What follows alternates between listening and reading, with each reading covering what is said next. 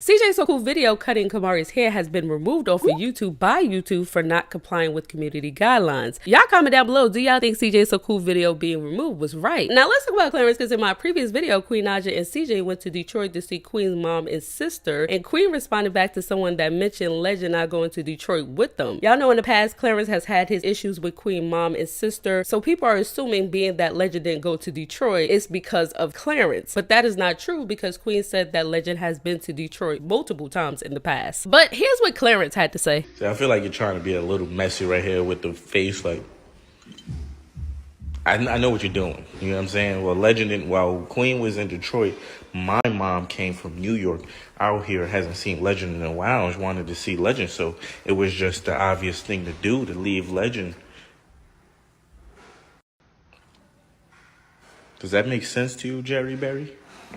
Let me know if that makes sense to you. Now let's talk about Keke Palmer, because she did file for full custody in a restraining order against ex-boyfriend Darius Jackson. According to the court documents, Darius trespassed into Keke home November 5th without her knowledge or permission. Supposedly, Darius wanted to take his son to a football game, and Keke did not agree, and she asked Darius to leave her home. He refused, so Keke threatened to call the police on him. Now, before I go on with the story, Radar Online did release screenshots from Keke's security cam showing the whole incident on video that Keke presented to the courts as evidence for her restraining order. Now, this is a video, but it was too graphic, so Radar Online only post up screenshots. Now, what's happening in the screenshots is Darius yelling in Keke's face. He lunges at her, grabbing her neck and face, and then he knocks her backwards over the couch, stealing her phone so she won't call the police. Then he ran out of the house with the phone and tried to hurry and get in his car and drive off, but Keke was a little bit faster than him, and she pushed the garbage to block his way from exiting the driveway. So according to Keke, she said that he tried to run her over, but the cops got there in time. They took everybody's statement, and he was not arrested, but he was warned not to come back to her house. Now, since this incident has happened November 5th, Keke did go down to the courts November 9th and file for a restraining order in full custody, which she was granted until they go back to court next month. Now, Darius' brother, who obviously didn't have the full story, he tweeted something trying to defend his brother, but then he quickly deleted because he realized that there was pictures to back up what Keke was saying,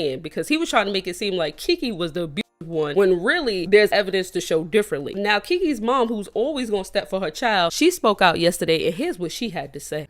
Look, I've never done anything like this. I've been in this business for 22 years. I've seen a lot of stuff, but this is I can't help myself. For Sharonis Jackson to post on his Twitter the ridiculous stuff that he's posted when he knew his brother was abusive.